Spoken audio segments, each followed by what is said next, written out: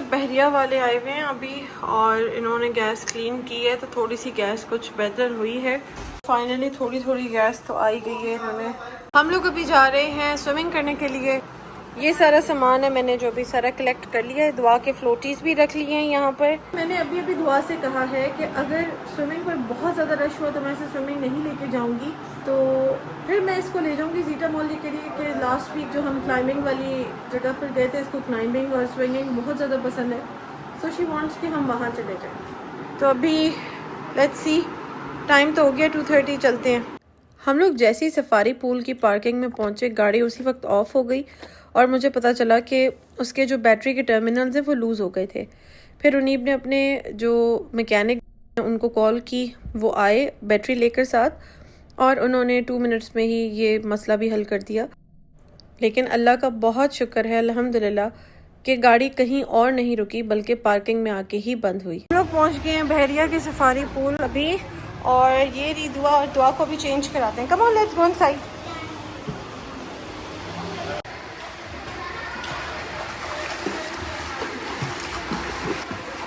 अच्छा, हम अभी स्विमिंग करके आए हैं। यहाँ पर ना इसकी बाहर एंट्रेंस है, ये पार्किंग है और यहाँ पर एक मज़े का रिफ़्रेशमेंट सेंटर है। स्विमिंग करने के बाद भूख लगती है दुआ, मुझे तो बहुत ज़्यादा भूख लगी थी तो मैंने फिर मामा और अपने लिए एक समोसा लिया है और हमने भी अपना समोसा खा लिया और दुआ फ्राइज़ एंजॉय करिए। फिर हम जाते हैं, देखते हैं कहाँ पे जाते हैं। कहाँ जाना है मैडम? जीटा पीटा बंद।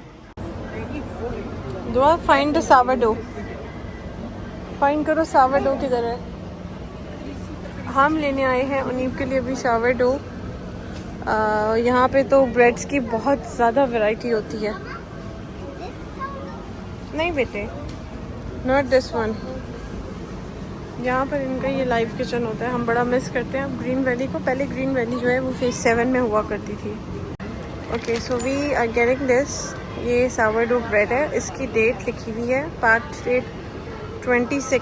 इसके बाद हमने डिसाइड किया कि हम ग्रीन वैली से ही कोई अपने लिए रिफ़्रेशमेंट भी बाय कर लेते हैं। ग्रीन वैली पर बहुत सारी वैरायटी होती है और इनकी चीज़ें भी काफ़ी अच्छी होती हैं। यहाँ पर जो ग्रीन वैली है वो बहरिया फेज 7 से ज़्यादा बड़ा इन्होंने बनाया है। मम्मा के लिए जिंगर बाय किया और दुआ और अपने लिए चीज़ पाई बाय किया। मुझे पता था कि दुआ ये नहीं खाएगी, उसकी पसंद से लिया था तो मैंने कहा मैं साथ शेयर करूँ। अस्सलाम वालेकुम माय यूट्यूब फैमिली। अच्छा, अभी जो है ना बच्चे सारे चले गए थे और बच्चे जैसे ही गए हैं तो हमारे पास एक छोटा सा मेहमान मिलने आया था और हमारा छोटा सा जो मेहमान है ना वो आ गया है विलेज से। अस्सलाम वालेकुम। वालेकुम सलाम। How are you Ayat? Fine. Are you here to study? अभी हम लोग इन्होंने बहुत ज़्यादा वेट किया बिकॉज हमने पहले डिनर किया और उसके बाद जो है मैंने थोड़ी सी क्लीनिंग वगैरह की है। फिर मैंने इनको प्रॉमिस किया था कि मैं इनको वी ड्रिंक लेके जाऊंगी। Do you want to go to V drink? Yes. Ayat, have you tried the boba tea? You haven't tried the bubble tea? I'll show you something, guys. Okay, what do you want to show? Wow, that's cool. I can do it too. You can do it too? Yeah. How do we do it? It's not like this, Mama. It's not, it's okay, let it try. Oh wow, It's cool. not like this. It's okay. It's nothing. We want to go in the tree. Okay, what about the boba tea, guys? Who want to have the boba tea? Me. And me too. So we are going for the boba tea. आयत को boba tea लेके जाते हैं, okay आयत? अभी हम लोग we drink आ गए हैं और इनको अभी हम देंगे ऑर्डर। आयत, आयत, you know these are the बोबाज।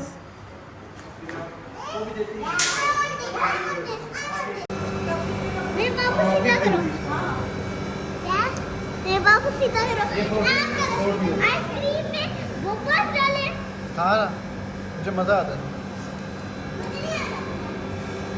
Okay, उनीब ने अपने लिए ली है ये आइसक्रीम और साथ बोबास ऐड किया। हम घर से कंटेनर लेकर आए थे।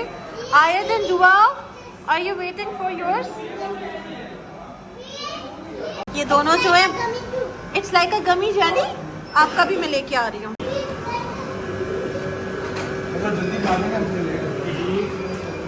Girls, I've got yours. Go.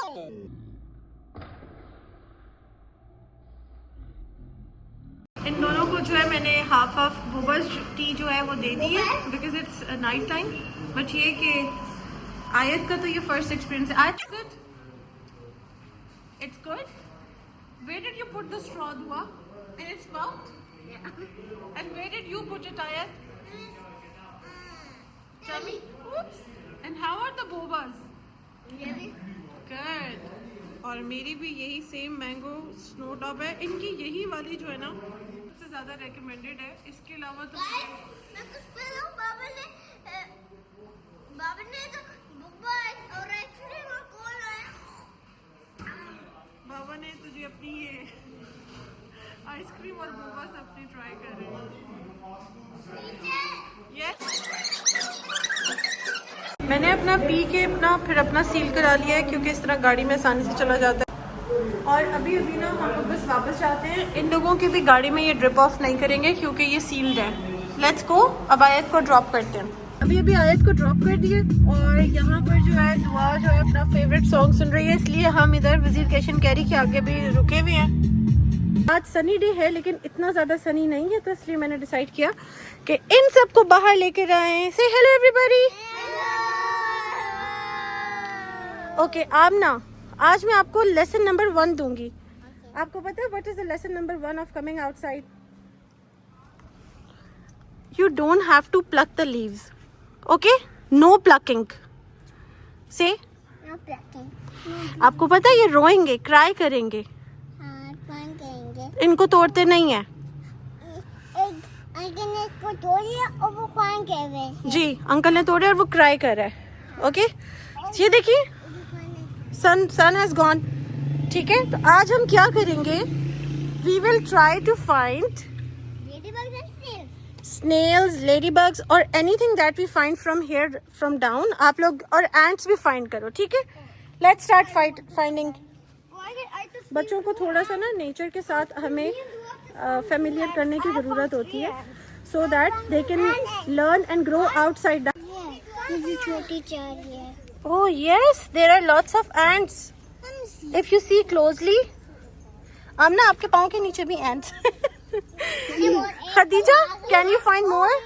Oh, there are big ants and small ants, right? So big ant. What did you see? When I was coming No, it's not a tiger plant. It's a rose, Fatma. We have this too. Guys, I can see a clover. Where is the clover? Okay, Minna wants to show us a clover. Minna, tell them where is a clover. Looks type of a clover though. Yes, At my school. but these are the wild plants. A ladybug. No, that's not a ladybug. That. Don't step here, bete. Come here. Don't step here. No, that is that. Okay. That's a jamun tree. That's a neem tree.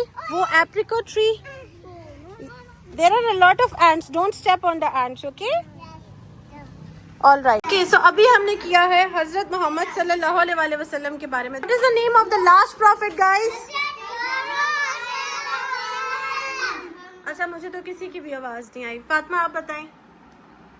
हज़रत मोहम्मद सल्लल्लाहु अलैहि वसल्लम. शाबाश. Who was the mother of holy prophet? हज़रत बीबी Amina. Right. हमारे पास आमना थी तो हमने इनको बताया है कि ये हजरत मोहम्मद सल्लल्लाहु अलैहि वसल्लम की मदर का नाम था. How many daughters did हजरत मोहम्मद सल्लल्लाहु अलैहि वसल्लम had? Can you tell me the name of the first eldest one? Zainab. Okay, let's put Zainab, Bibi Zainab, Bibi Ruqayya, Bibi. And on third was Bibi Umme Kulsum. And who was the fourth one? Bibi Fatima. Not Umme Fatima, only Bibi Fatima. Okay? These were the 4 daughters of Hazrat Muhammad sallallahu alaihi wasallam. Okay. And who was the first wife of Hazrat Muhammad sallallahu alaihi wasallam? Yes. उनका नाम था हजरत Khadija. Yes. मेरी अम्मा का भी कर लो ना. अम्मा का नाम क्या है? अम्मा तो सुंदर है. पर सुंदर नाम का तो कोई नहीं था. बट खदीजा बहुत प्यारा नाम है. आमना बहुत प्यारा नाम है. दुआ भी, फातिमा भी, आयशा भी, हजरत आयशा रज़ी अल्लाह ताला अन्हा भी थी. और रुकैया है हमारे पास, तो रुकैया भी ना is a beautiful name. Do you know what is Mina? Mina एक जगह का नाम है, Islamic place. It's an Islamic, remember. And Yusuf is a beautiful name. Zihan is a beautiful name. Zisha is a beautiful name. Dua is a beautiful name. What does dua means? A prayer. अच्छा, अभी इस वक्त मेरे parents आने वाले हैं, अल्तमश और अनमता के। उनके लिए मैंने ये रिपोर्ट्स रेडी कर ली हैं और दुआ और आयत अपना स्क्रीन टाइम ले रही हैं। उसके बाद फिर अल्तमश की जो मम्मा है वो मेरे साथ थोड़ी देर टाइम स्पेंड करेंगी। अस्सलाम वालेकुम अनमता। अभी मेरी फ्रेंड आई हुई थी लुबना। अल्तमश की जो मम्मा है और बाबा वो हमारे फ्रेंड्स भी हैं। पहले इनकी हुई है रिपोर्ट और फिर इन्होंने हमारे साथ टाइम स्पेंड किया है। और छोटी आयत है। ओए अस्सलाम वालेकुम। आयत आप क्या खा रही हो?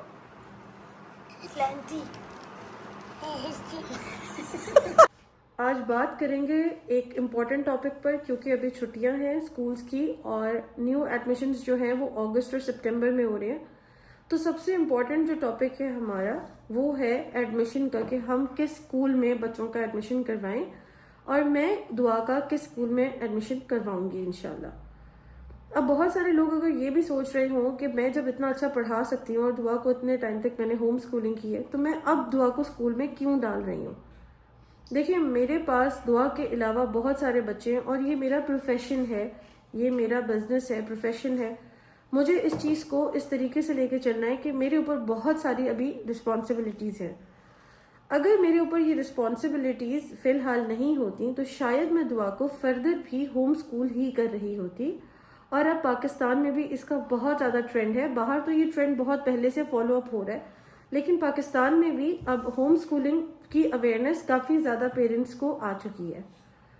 तो दुआ को स्कूल डालने का मकसद सिर्फ यही है कि दुआ को एक अच्छा बड़ा सोशल सर्कल मिले और एकेडमिक्स के साथ साथ दुआ और भी चीज़ों में अच्छा एक्सेल कर सके, क्योंकि वो चीज़ें अभी उसे कम्प्लीटली मैं प्रोवाइड नहीं कर सकती। उस चीज़ के लिए मुझे अपने फाइनेंसेस को बहुत ज़्यादा स्ट्रॉन्ग करने की ज़रूरत है।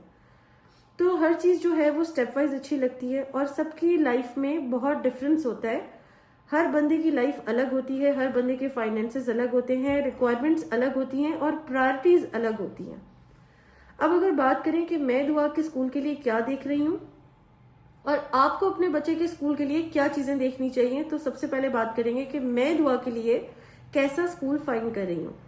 मेरा स्कूल को लेकर दुआ का, मेरा और उनीब का एक ही मकसद था और वो ये था कि दुआ एक अच्छे इन्वायरमेंट में जाए, क्योंकि मुझे दुआ के एकेडमिक्स से कोई भी तवक्को नहीं है किसी भी स्कूल से कि मेरे बच्चे को जो है वो बहुत अच्छा एक्सेल कराएं एकेडमिक्स में। ना ही हम ऐसे पेरेंट्स हैं जो अपने बच्चे को एकेडमिक्स पर बहुत ज़्यादा प्रेशराइज करें या हम उसे कहें कि गुड ग्रेड्स लेकर आओ।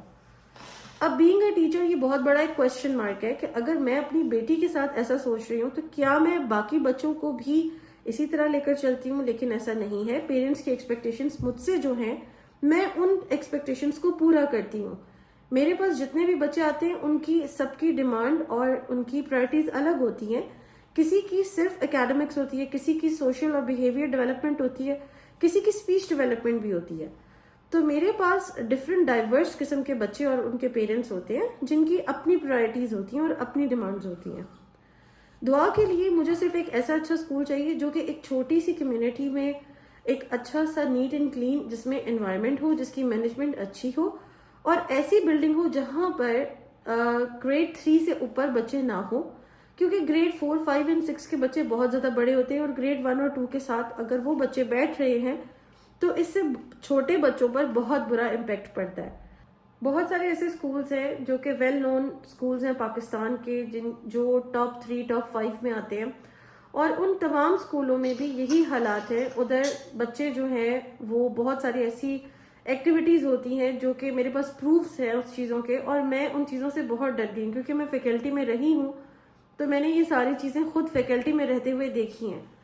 तो मेरी जो प्रायोरिटी है ना, सबसे पहले वो यही है कि मैं दुआ को कम्प्लीटली सिक्योर करना चाहती हूँ। बीइंग अ पेरेंट मैं जितना उसे सिक्योर कर सकती हूँ और उसे एजुकेट कर सकती हूँ हाइजीन के मामले में, उसकी सिक्योरिटी के मामले में, तो being a mother of a daughter जितना मैं कर सकती हूँ मैं करूँगी।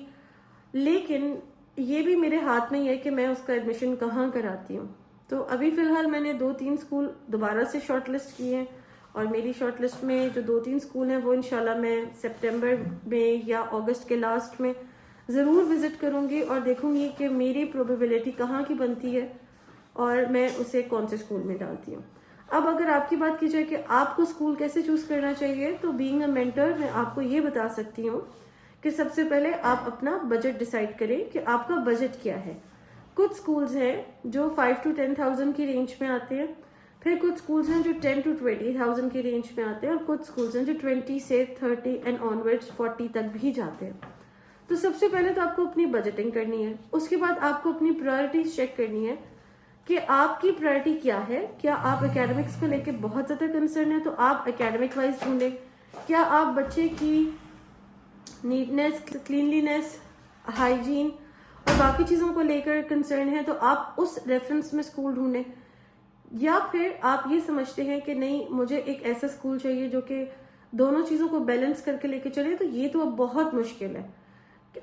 एकेडमिक्स बहुत सारे स्कूलों की स्ट्रांग है, लेकिन फिर वहां पर बहुत सख्ती होती है बच्चों के ऊपर, और बच्चों के ऊपर एक I think and I believe कि बहुत ज़्यादा सख्ती, बहुत ज़्यादा डिसिप्लिन भी अच्छा नहीं है।